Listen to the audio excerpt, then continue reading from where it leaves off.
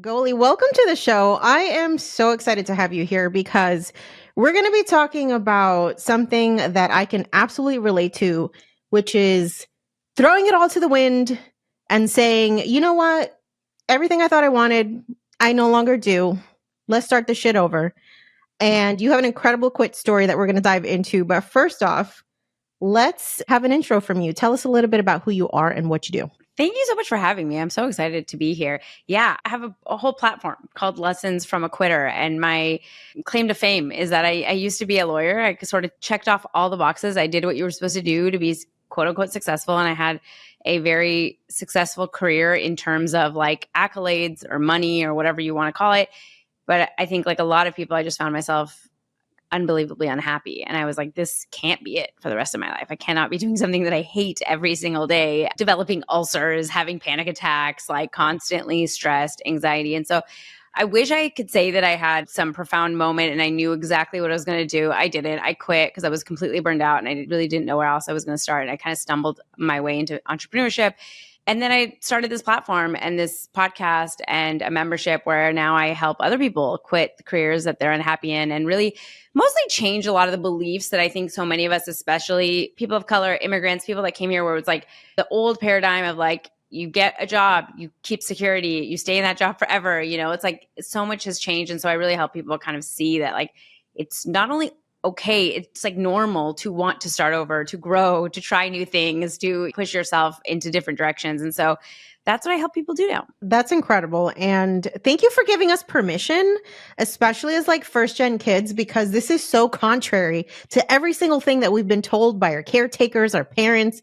They thrive on stability, and anything that feels like it's contrary to that, which especially I'm sure watching their child quit a lucrative law career and be like, Mom and Dad, I'm going to go on an eat, pray, love journey and go find myself. How did that conversation go? Please let me know. It did not go over well, let me tell you. My mom is both my parents, but my mom in particular is very much of the work isn't supposed to be fun. Suck it up. You think we're having fun here. And it was honestly, I had so much there was so much guilt and shame because you were saying like, we're brought here for better opportunities. They sacrificed so much. I was making more than both my parents. It was like a real mind trip to be like, I'm unhappy. It was like, so are we all. Like, who cares if you're unhappy? Keep going to work. And so I had a lot of discussions with them. I mean, I think they started seeing like the wear and tear it was having on me. I was working so many hours and it was really unsustainable. And so I think they did start realizing like, okay, maybe this isn't the only way, but it wasn't as though they were like, good for you, go find yourself. I really had to sit with the discomfort. And what I help a lot of people with is that like, not everyone's going to understand. People are going to be upset. People are going to say things to you and it's still your life and you still get to decide what you want to do and you still get to choose this.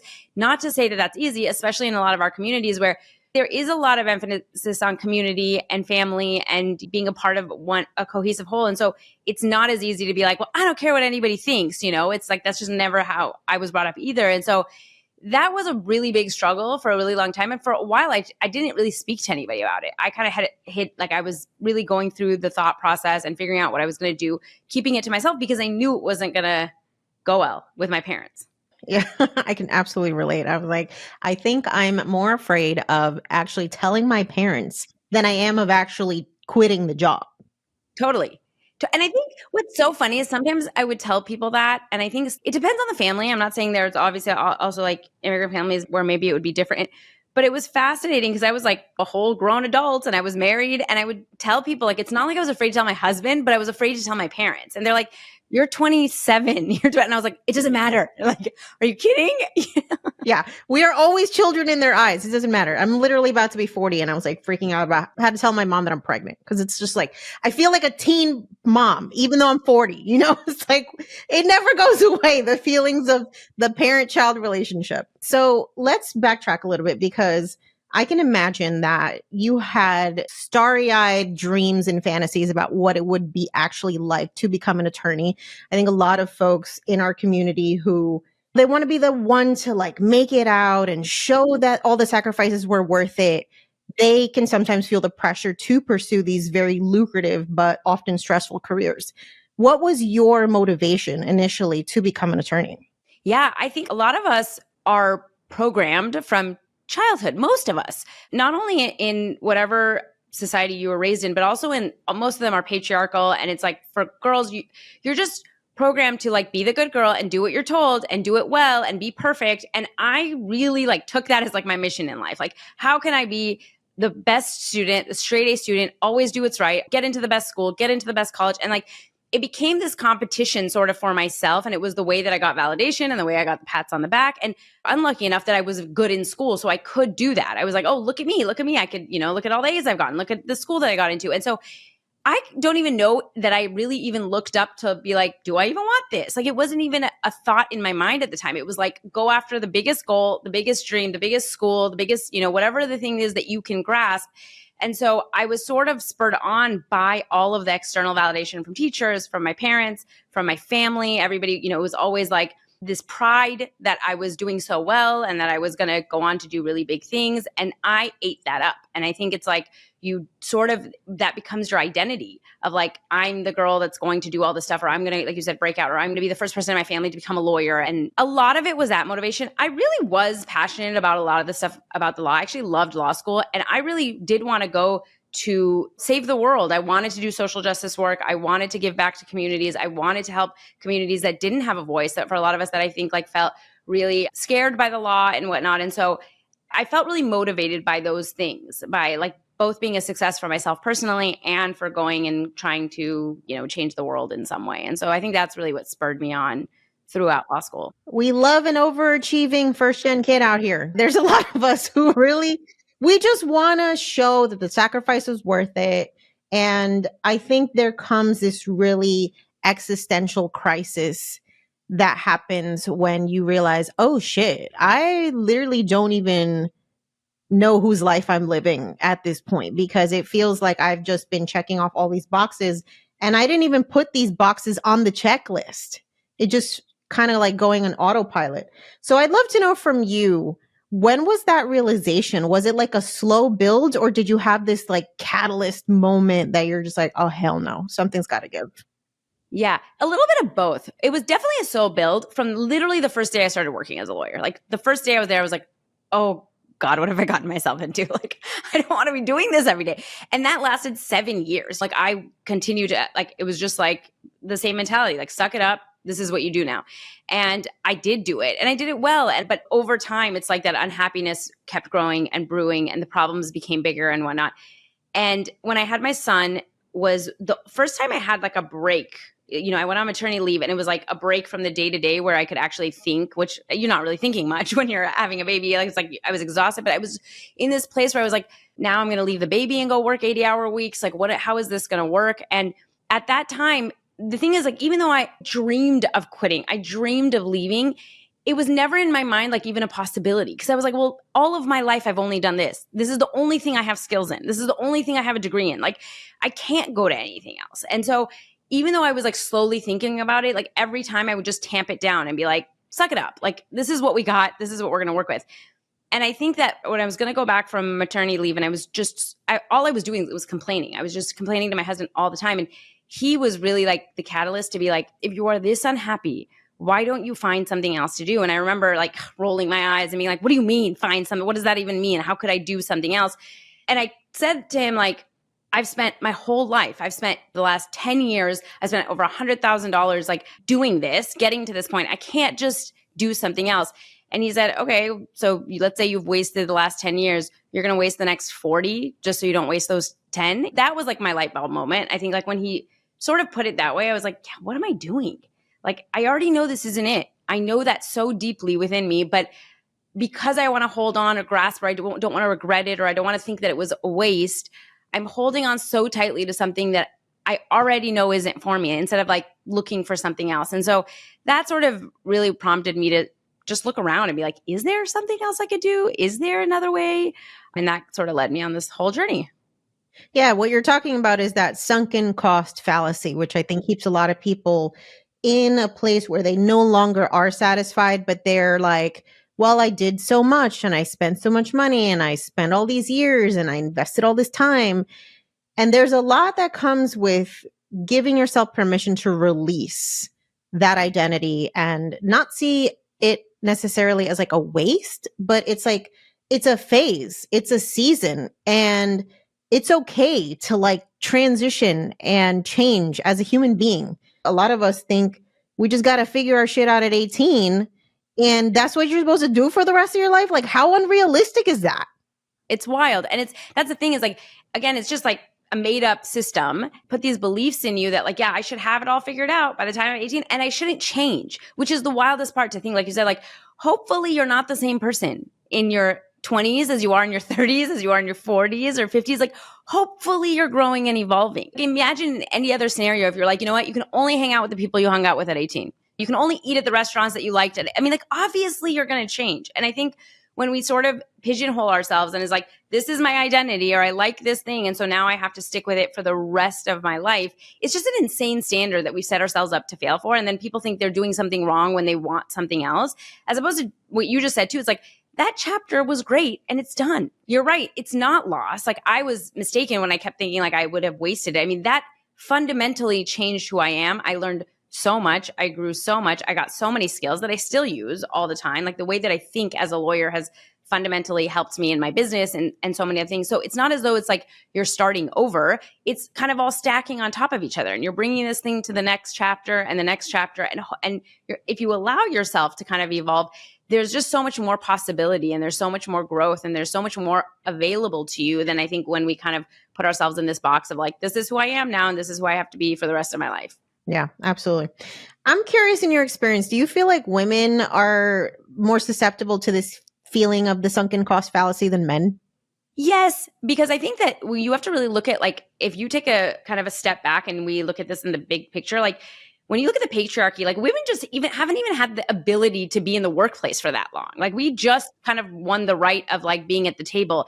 And I think for so many of us, because of that right and because of like we've had to work so hard to kind of get to where we want to be, it's so much more like we're grasping on with both hands, right? It's like, well, I did achieve this dream, and so I shouldn't let go of this, or I should be grateful for this. And so I think that because our psyche as a society, this message to women of like, you should break the glass ceiling and then you should hold on for dear life, I think it makes it a lot harder for us to give ourselves the chance to change and be fluid and decide that we want different things. Yeah, I think that makes a lot of sense.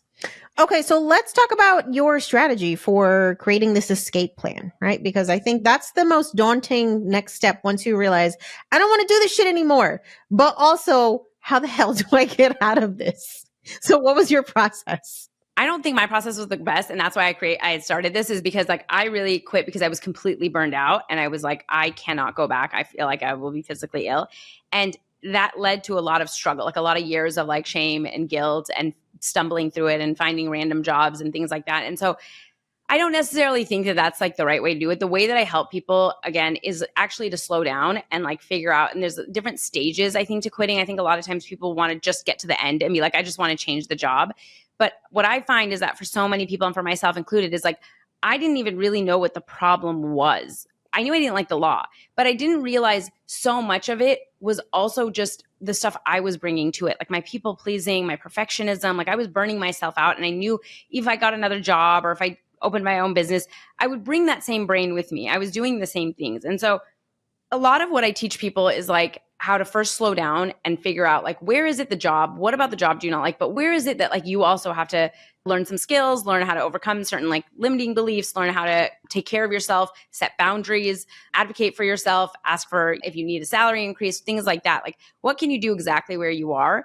And then you kind of have to move to a stage of figuring out what it is that you want to do. And I think that's the harder thing. I think a lot of people just jump from thing to thing, hoping like maybe this next thing will be it, instead of doing more of like a deeper kind of dive inside of like, what is it that I actually want? And this is a really hard thing to understand, because for so many of us, we've suppressed that for so long because we've just done what we were supposed to do or what we were told to do. So most of us, like I said, myself included, I really was like, I have no other skills and or interests. Like, I really wasn't the person that I was like, I have so many passions and I want to like become a photographer. Like, I never thought I was creative. I never thought I had any other big passion I wanted to follow. And so it takes a while to like bring that part back up and like let yourself really like think about like, what is it that I like? What do I want to do with my time? And I think like all of this stuff can happen concurrently. I just think there's different kind of pillars that you need to work on. So giving yourself the time and space to really get in touch with that. I think what happens is that people want to just they're so unhappy, which I understand. They want to make a change right now. Like, let's say I break up with someone and I'm so heartbroken that I'm like, I just want to find someone else to feel better. So it's like the next person, I'm just going to like date somebody to like, hopefully this will mend my broken heart. But that's not how it works. And it likely isn't going to work out with that person because you're kind of going about it the wrong way. It's the same thing I feel like with jobs, like just jumping because you're so unhappy usually doesn't work out in the best way for you.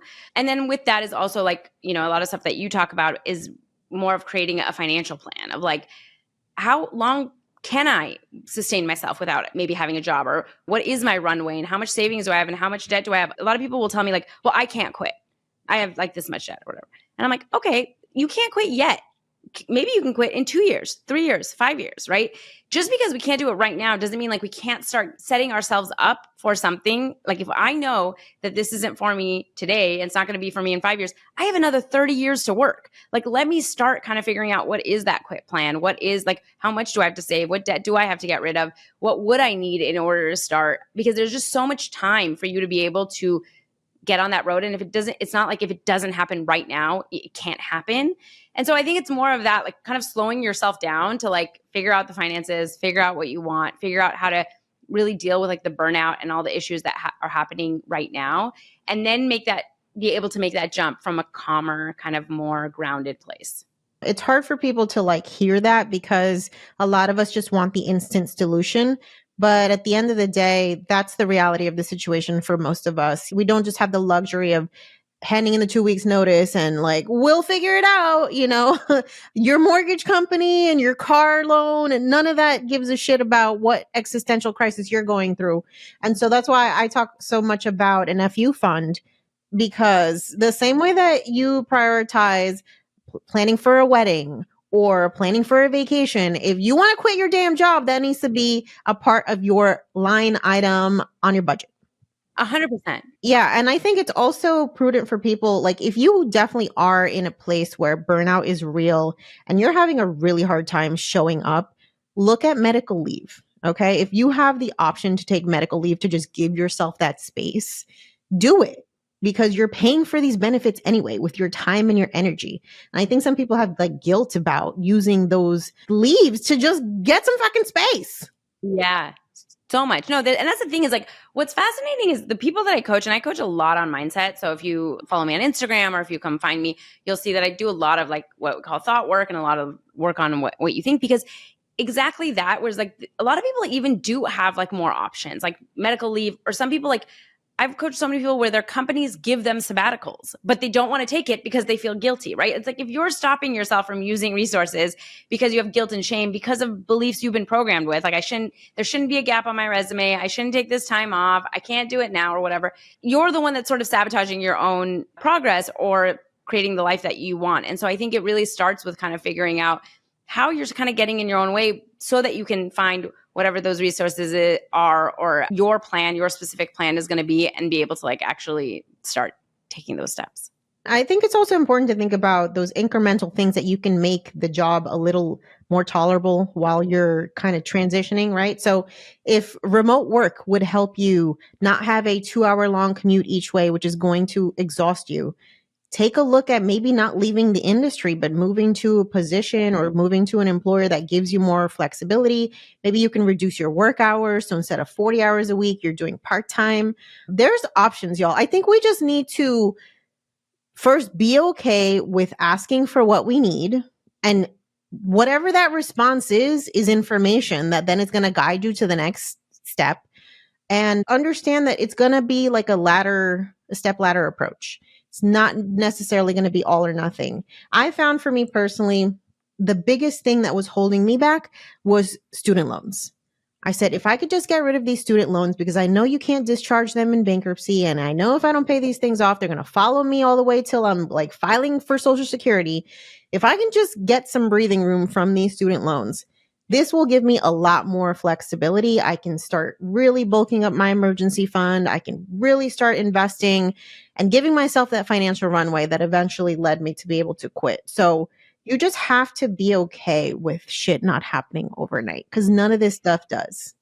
That's the exact, I mean, so many things that you're saying are like just spot on. And I feel like one of the main things I teach is like, how can you change certain circumstances exactly where you are to be able to get out of this complete overwhelm and exhaustion because it's really hard to make a decision and it's not a good place to make a decision from. So it's like, how do we get there first? But what you were saying too, one of the things I have is like, I give people these 5-year blueprints because it's fascinating to see, like, you might not be able to do much in 6 months or a year even. You might not be able to change that much, but truly you can change your whole life in 5 years. And I think if you just slow down enough to give yourself a little bit more of a time frame, a lot of us really do have this all or nothing. And the way that we go after goals, it's like, I'm going to go hard for 2 weeks. And then when I see it's not changing anything or I don't see instant results, I'm going to give up.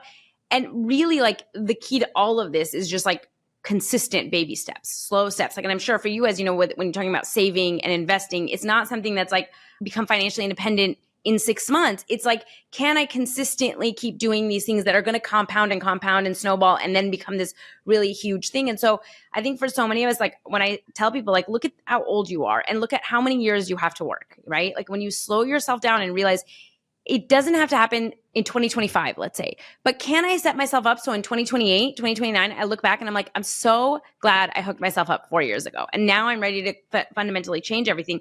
What happens is, like, we get frustrated, we want to quit, we realize we can't, we become like helpless and despondent, we go back to just doing nothing. We keep repeating this cycle over and over again. And it's like, okay, let's just start one baby step at a time. Yeah, I love the 5-year because I've seen that in multiple parts of my life. Like 2016 was the year that I found out about the financial independence movement, and 2021 was the year that I quit my job. So literally 5 years. Isn't that crazy? I love that. But it's true. It's just like, you don't realize the fucking time's going to pass anyway. So like, what are we doing? And that's the thing, is like, we all look at it and we're like, I can't believe it's, you know, like you see all the memes where it's like between 2020 and now it seems like it's like a lifetime ago, you know, but you're like, oh my God, that went by in an instant, you know, like everyone, like, I can't believe it's September. We're going into holidays again. Like the fact that it's going to be 2025, like it goes so fast. And so if you really kind of allow yourself to not need the change right now, not need to see it, you really will change so much. And I think the other thing about that I really try to hone in on people is, like, when you do it that way, you can do it without having to, like, I think people think like, I need to have 8 hours a week to work on my side hustle. I need to go hard. I need to, like, you see those like Alex Hormozzi's where it's like you're 5 to 9 before you're 9 to 5 and all this other bull. It's like, you honestly don't need that much. Like, if you could just do it slowly and give you, like, while you have a job and figure things out slowly on the side, like over time, you can change so much. Absolutely. Okay, so let's talk a little bit about the discovery process, or that self-discovery process that people need to go through in order to figure out, like, what's going to be the next thing. What was that for you? Like, how did you center on life coaching and entrepreneurship? Like, what led you down that path? Mine was like I said, a really windy road, which I think most people's are. I did, and I'm actually sort of proud of myself for doing this. When I was so lost and I was like, I have no idea what I'm going to do. And so when I wanted to quit, I started just going to random meetups. Like, I literally, at the time, this was like 2014. So I was just like going in person to meetups. At the time, there was a lot of meetups in my city, because I was like, I want to see what other people do for work. I didn't even know what jobs were out there. Truly. Like, I didn't know what it meant when people were like, I'm a product manager. I was like, I don't know what that means. What does it mean to manage products? You know, like, what does that mean at Google? You know? So I started going to like all types of events just to be like, what do people do? And I just randomly went to this startup event, like this entrepreneur event. And it was the most like electric event out of all the events I'd gone to. And everybody was so happy and everybody loved what they were doing. And I was like, it was so different from all the lawyer networking events I'd gone to where everybody was just miserable and like curmudgeons and everyone's complaining. And I was like, can people really love what they do this much? Like this is amazing. And I started just going back to their monthly meetups just because I was like, this is cool. And it was really interesting because a lot of these limiting beliefs, I was like, well, I don't know the first thing about business and I could never start a business and I'm not risk tolerant and all this other bullshit that I had in my head. The event was like a Shark Tank style pitch contest. And so there was like these 22-year-old Chads up there asking for like $1 million with zero experience, no degrees, like nothing. And I was sitting there like truly being like, how is it? Like I have a law degree from one of the top 10 law schools in the nation. I have all of this experience. I know that I'm as smart as these people. Like, why do I think I can't do this and they think they can? So that was sort of a real shift for me that I was like, this is all my own bullshit. And like, if I want to be an entrepreneur because I was really, it did appeal to me, like the flexibility and being in control of my own life. And at that point I had a young child and I was like, I don't want to do 9 to 5. And so I really started realizing like I need to work on my mindset. And that's sort of what led me, I think, concurrently on both paths. Like I started getting coaching and going to programs to learn more about how to get over these, like this imposter syndrome and this insecurity that I had and all these confidence issues. And that started giving me a love for like mindset work, and I became certified, and then I became master certified. And then in the process of that, I had opened up my first business, which was like a photo booth business, and it did well. And I learned how to do hardware and develop software and create a company and actually like make it work. And so that just built more of my confidence of like, oh, I could figure this out. And then ultimately, like I really wanted to start the podcast because I wanted to have this conversation. I started the podcast with just the idea of like interviewing other people that had quit because I wanted other people to see like, why do you think that you can't start over? Like I had at that time, my whole community was lawyers. All of my friends were unhappy. And I was like, well, why are you staying in this? If all of you are this unhappy.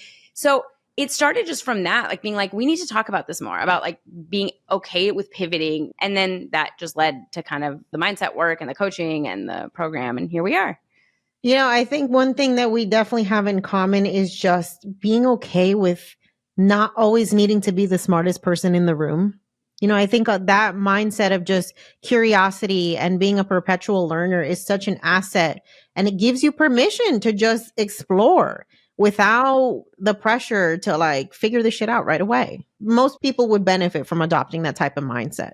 100%. And I think, again, it took me a while to switch to that because I was definitely in the mindset of like, if I can't do it perfectly, I'm not going to do it. Because I had been successful in school, I had sort of learned this, like only do the things you can get an A+ in. Otherwise, don't do them. And I really had to unlearn that. And it's all just BS that they taught you that like doesn't work in the real world. Like there's no way to learn something without failing. There's just no way to like, it's not like you read a book on how to ride a bike and then you just hop on a bike and you can ride it without falling over. Like it's all this iterative process. And if you have that mindset of like, I'm just going to explore and I'm going to see and I'm going to learn from it and it's not going to work the way I want it to. And that's okay. It opens you up to try so many things. How do we know if the problem is the job versus the career? That's a great question. I think that a lot of what happens is, again, when you do more of this assessment of yourself, of figuring out where the problem lies, it's really having this honest admission with yourself of like, do I find the work interesting? Do I find the path of growth that's available for me interesting? Can I see people that are 10, 15, 20 years ahead of me? Is that somewhere I want to be? Like if that is, then the career may not be the problem, right? If you're in this place where you're like, I still kind of like this and I'm really interested in this, it can be this place of like, okay, maybe it's just the job. And what you said earlier is like really kind of doing an assessment of like, maybe it's, I just don't like the commute, or I don't like working in an open concept office, or I want to work from home or whatever. I think then it's easier to kind of figure out like maybe a different type of job or a different type of environment might be easier for me. I think when it comes, like, I know for me, I had done that. Like I had worked at a big law firm and I was a public defender and I was doing different types of work and I was trying different things.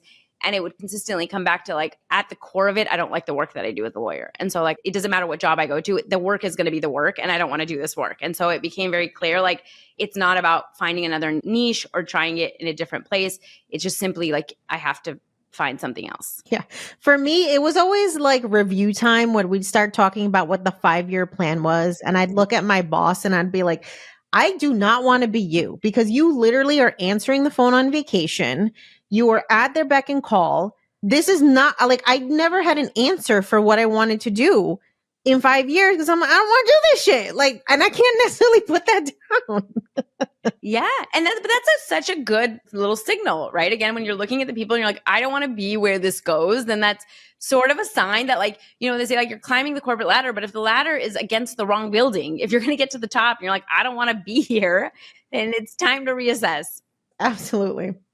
Okay. Now I know for folks who are suffering from burnout, just seeing like that light at the end of the tunnel, or even having the capacity to imagine what's next, can be very difficult. So what do you say to people who are like literally in the throes of burnout and are like, Goli, I would love to be dreaming about the next step, but I'm so fucking tired and I have no capacity for this at this point?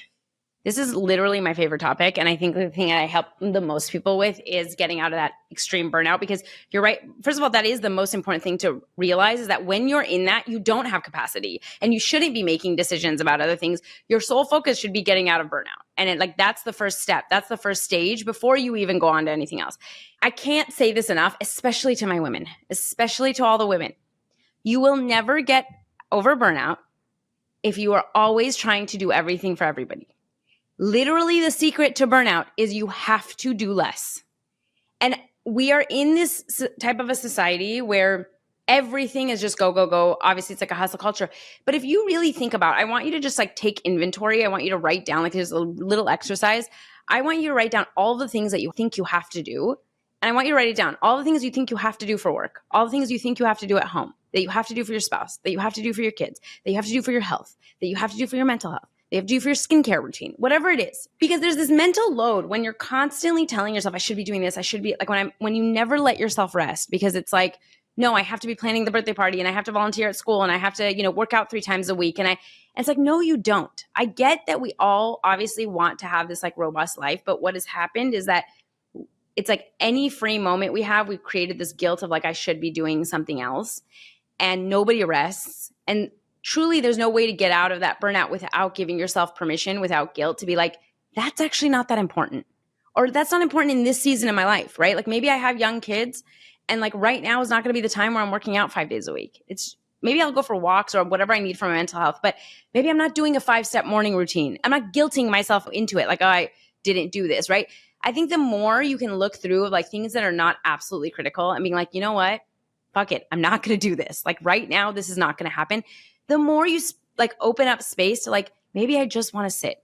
Maybe I just want to watch Netflix without guilt. Maybe I just want to rest. Maybe I want to take a nap on a Saturday instead of organizing that closet that I keep telling myself I need to organize. And so I think there's a lot of this outside of even work. And this also goes with work, right? I talk to so many people that are like, I do the work of 3 people. And I'm like, why? Why are those people not getting fired, right? Like, why are you taking that on? When are you have to learn to say no. You have to learn. And it's for so many of us who are people pleasers, it's so uncomfortable to say no to people. It's so uncomfortable to like sit with the prospect of someone being upset at you or someone being disappointed or your kids, not being happy because you didn't sign them up for all the sports or whatever. And it's like, you have to be okay with like, yes, some people are going to be disappointed and my health matters too. Like, and my needs matter too. And I feel like when you can start there, like just start at that place so that you can breathe a little, so that you're not just treading water every single day, then it becomes easier to like implement other things, to, look at what you want to do. But if you're kind of at max capacity all the time, it doesn't matter how many productivity hacks you look into or whatever, because like the more you find more pockets of time, you're just going to add more things that you should be doing. And so you have to kind of change that mindset with like how you're approaching your life. Yeah, and you also have to keep it real with yourself. Are you actually keeping yourself busy as a distraction to like the bigger stuff that needs to be addressed, but then you can use your exhaustion as an excuse to like not address things? And as a badge of honor, like in our society, that's why it was like a common response to like, how are you? Oh, busy. It's like such this thing that like, I'm doing all the things. I'm the superwoman or, Superman. Like we feel guilty if we're not doing all the things for our kids. And so we feel better about ourselves. This is one of the things actually I'd say I work with people the most is that we have been so conditioned to believe that your worth is tied to your productivity that for so many of us, when we're not productive, we feel like shit. We feel like we beat ourselves up. Like I was so unproductive today, or like as if that's like some kind of moral failing, as opposed to like maybe, your hormones were off today or you just were distracted or whatnot. And so I think when you can really start realizing that like if I can strip away the amount that I do with how I feel about myself, it becomes easier to slow down a little bit. All right. So let's say that you've come to the conclusion that it's time to make this pivot in life and you bring it up to your partner and they're just like, I'm sorry, what? No, this can't happen. We have a nice life. You're going to disrupt everything. Why would you do this? How do you handle that? Great question.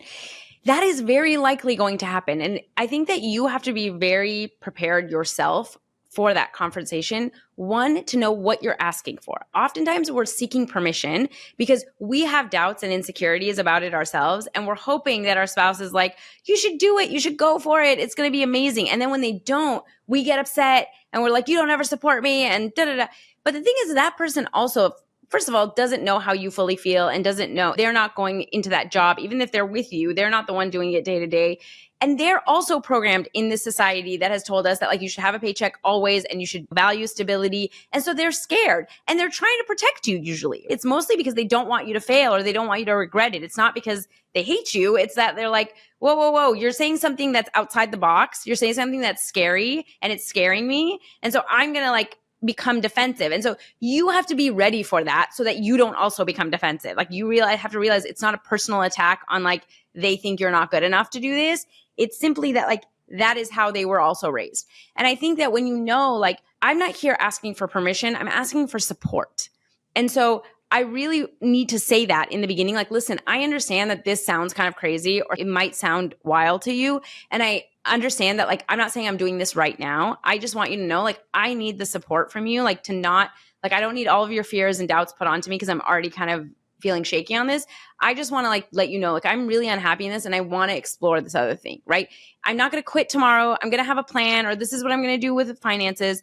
That is such a different conversation than like you just throwing it out there. It's like almost like waiting to see if like the bomb is going to go off. It's like, what is this person going to say? It's like, don't leave it up to that, you know, like let it be this thing where you kind of get really, I said, like grounded in what you want and then tell the person what you need from them, right? And tell them like, this is really scary for me. I get that you think it's scary. I think it's scary too. And so that's why I'm telling you, I just like, I really want to like look into this more. I really want to talk about this more. I really want to open it up. Just that changes even how they approach it because they realize like, okay, you're not coming at this being like, I'm going to quit tomorrow. Screw it. You know, or I'm going to put everything into jeopardy. And it's like, they're not going to get super as defensive. Yeah. And, you know, I think it's also okay to realize that maybe they're just not meant to be that primary sounding board because they don't necessarily understand the full picture. And it's okay to have other people in your circle, whether that's fellow aspiring quitters or entrepreneurs or whatever, to give you that level of support that you may not get from your loved ones because they're just, again, usually trying to protect you and don't have the context that you have. Totally. And I think that I say this a lot too. Like, I think even outside when we were talking about like parents kind of going back to family and stuff, I think that oftentimes, again, because we have this insecurity and we like sort of want to see, not that we want people to poke holes, but because we're scared, we tend to like go to every single person. And I really like advise against that. I feel like for yourself, especially when you're in the beginning and it's like this really precious thing that you also have doubts with, like really pick wisely who you talk to it about. It's okay to protect your dreams a little bit because other people won't understand and your parents, your cousin or your aunt will say something offhand that will like stick within you because you already feel kind of like maybe unsure about it. And so understanding who you really can lean on. Like a quick story with me, like I had built that other business and my husband's also an entrepreneur and he was so supportive when I was leaving the law. And then I wanted to start this podcast. And honestly, it didn't make sense on paper. I just had my second baby. I had like a 3-month-old.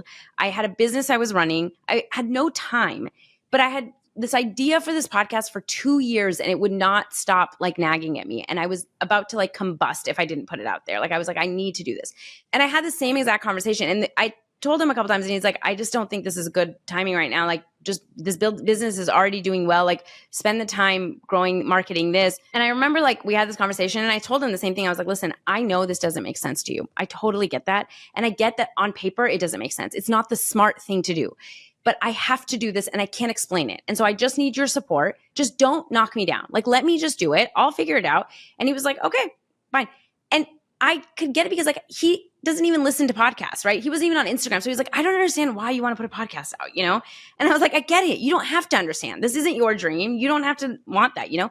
Obviously, it's gone on to become very successful and he now gets it, but he didn't at the time. And that was okay. Like I didn't need to convince him. I didn't need him to be completely on board. I just needed to kind of communicate what I needed from him.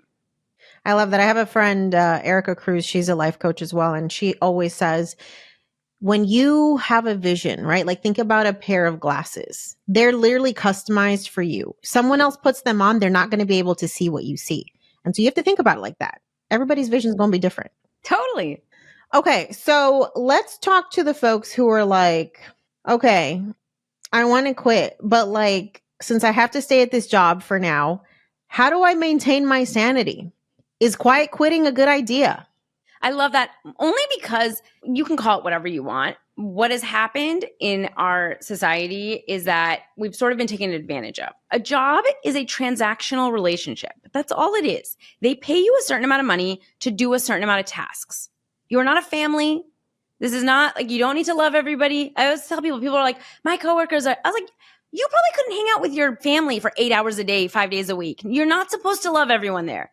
You don't need to. And I think part of the reason we all get miserable is not because, yeah, like my boss is kind of annoying or this coworker, but then like every day we just like, oh, I hate this. They shouldn't be like this. They shouldn't have talked to me like that. You know, like we stew over it. We come home and we complain about it and we increase. Like, it's not to say that, yeah, maybe it's not the most pleasant place to work or I don't love dealing with the customers, but it is what it is. You know, if I could let that go, but we can't let it go, which becomes kind of a problem. A lot of what I work with people is that, like, how do I manage my own mind going into this, right? Where it's this idea that like, what am I getting paid for?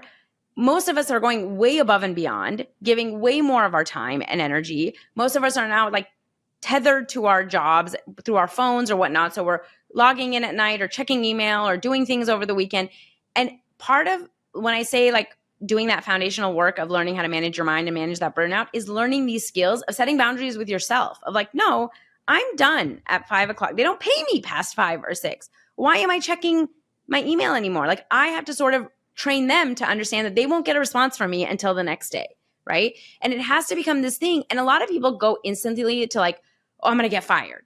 And you have to be really honest with yourself. Is that really what's going to happen? Or are you just going to feel uncomfortable because you're worried that your boss is mad at you? Or you're worried that you're not the star employee? Or not everyone's going to love you? Usually it's the latter. Like, usually it's people that are just, we're so conditioned to be a team player and give 110%. And so the reason I like quiet quitting is not because it's like you're not quitting anything. You're just doing your job the way that you sort of should be. It's like, go in, do the work, do what you're supposed to do. If they're giving you more, it's not to say that you have to like go in guns blazing and being like, I'm not going to do this. It's simply learning to be like, you know what? I have these things on my plate. Would you rather me do this other project now and not do these until next week? It's just learning to communicate and advocate and be like, no, I'm not going to do all of it because that's more than my 40 hours that I'm working. You already gave me these two. You tell me how to prioritize this, right? And it's like putting them on notice that like, if you want to pay me for more, fine, we can talk about that. But I feel like when you start learning how to manage both your own expectations, your thoughts around the people that you work with, really like allow yourself to like not give more than what you should be giving to a transactional relationship, it becomes easier to manage any job. And it's so important to do that work, like I said earlier, because you're going to take that same brain. Like when I left the law and I hadn't done this work and I started a business, I was just a perfectionist at business. I was just running myself into the ground because I thought everything needed to be perfect. Like it was me learning to like be okay with not everything being 100%, like being okay with B- work and letting that be enough to move me forward.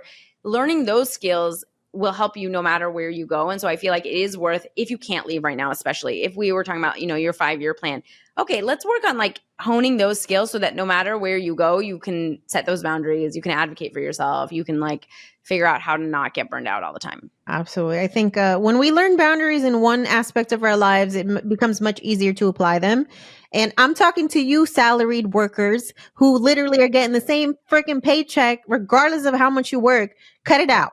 Okay? Yeah. Cut that shit out. Cut it out.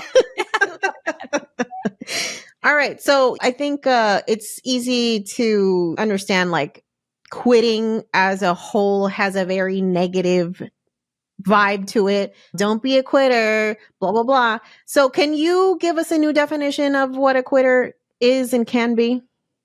Yes. I mean, the whole point of my platform is to really change the connotation of this term because it's so absurd. They say like winners never quit. Winners quit and they quit fast and they quit early. Like you are always quitting something. The thing is that like whenever you decide if I'm going to go through one door, I'm going to take one possibility, you're cutting off other possibilities. You're changing, you know, you might be quitting on your dreams, right? If you're going to stay at this job that you know that you're hating. Like you can fancy up the terms however you want, but it's truly understanding like what works for me and what doesn't. And the sooner you can quit the things that don't work for you, the more you can start creating a life that like is aligned, that has the things that you do want in all aspects, not just in your career, but in relationships and in with your health and with the food you eat. It's like when you see like, this doesn't work for my body anymore. Like maybe now I'm sensitive to lactose. Okay. When I quit that, it makes it easier for me. So like, again, we can use different words. It's weird that we have such a negative connotation with just a meaning of like, I'm going to stop this thing that doesn't work for me anymore and I'm going to go on to something else. And so I think it could be as simple as that, even for your career. It's like, I tried that. It no longer works with the values I have or the type of lifestyle I have or, you know, the age or what my interests. And so now I'm going to move on to something else that does. I love that. Goli, I feel like a lot of people are going to be inspired to quit something by listening to this episode. So tell us where we can continue to find out more. Where can we find you on social media and how you work with folks to help them get the courage to quit? Listen, come, I will help you quit all the things. You can find me really anywhere at Lessons from a Quitter. Mostly I'm on Instagram. Come say hi to me. And like I said, I have a podcast by that name. So if you're listening to this podcast, you could check out so much more there. And I do have a membership called the Quitter Club. So if you want this kind of help, you can go to lessonsfromaquitter.com and learn more about that there. Amazing. Let this be the permission that you needed, y'all, to quit. Okay? I hope that when you're creating your 2025 vision board, you're not just thinking about the things that you do want to do, you're thinking about the shit you want to stop doing too. Exactly. We need to put a little effort into that too. Pick one thing today to quit. Like going back to the whole burnout thing, like doing nothing. Like just pick one thing that you're not going to do anymore without guilt and just see how good it feels. I love it. Saying no to more things is actually saying yes to yourself. So let's do it, y'all. Goli, thank you so much for your time. Thank you so much for having me. This was so fun.